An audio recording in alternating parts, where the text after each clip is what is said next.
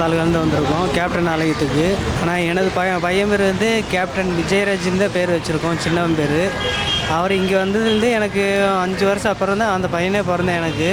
எனக்கு ஆல்ரெடி 2 பசங்க, ஒரு பையன் ஒரு பொண்ணு இருக்கேன். இப்போ 3ஆவதாக பையன் வேணும்னு சொல்லி நாங்கள் இந்த கேப்டன் ஆலயத்தை ஒரு வேண்டுதல் வச்சு அவர் நிறைவேற்றி கொடுத்துருக்காரு. இது கிட்டத்தட்ட பையன் பிறந்திருக்கேன். பிறந்தனால அதனுடைய இப்போ கிட்டத்தட்ட இப்போ 25ஆந்தேதி சாரோட அப்போட பிறந்தநாள் வருது. அது அந்நியார் சிறப்புமாக நடத்துகிறோம். இப்போ வருகிற உள்ளாட்சி தேர்தலையும் அவங்க தனித்து நின்று வெற்றி எடுப்பாங்க, இல்லை கூட்டணி வச்சியோட வெற்றி எடுப்பாங்க கண்டிப்பாக நம்புகிறோம் நாங்கள்.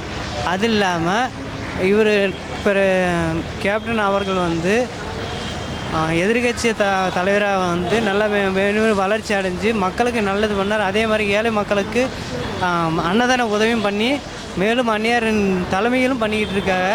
இது நாங்கள் எங்கள் குடும்பத்தினர் சார்பாகவும் மற்றும் எங்கள் தேமுதிக தொண்டர்கள் சார்பாகவும் மனமார்ந்த நன்றியை தெரிவித்துக் கொள்கிறோம். நீங்கள் எப்படி கேப்டனை மிஸ் பண்ணுறீங்க? ரொம்ப மிஸ் பண்ணுறோம் sir. Murugan, captain Murugan, captain நம்மளது உயிர். நம்மளை கடவுள் மேலாக நாங்கள் கும்பிட்றோம். கேப்டன் இந்த அன்னதானம் போகிறதுக்கு இன்னும் வர்ற 25ஆந்தேதி நாங்கள் சாப்பாடு அன்னதானம் கேப்டன் ஆசையை நிறைவேற்போம். எங்கள் உயிர் உள்ள வரை கேப்டனை நினச்சிக்கிட்டே இருப்போம். நீங்கள் கேப்டன் ரசிகர் மன்றத்துலேருந்து இருக்கீங்களா? கேப்டனோட தொண்டர் ரசிகர்.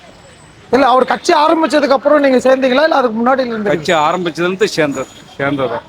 இப்போ நீங்கள் கேப்டனை வந்து எப்படி மிஸ் பண்ணுறீங்க? அவர் இருக்கிறப்போ எப்படி இருந்தது, இப்போ எப்படி இருக்கு? கேப்டன் இருக்கும்போது நாங்கள் மிஸ் பண்ணோம், இல்லாத நேரம் மிஸ் பண்ணுறோம். ரெண்டு எங்களுக்கு எப்பயும் கேப்டன் எங்களுக்கு உரையில் இருக்கார்.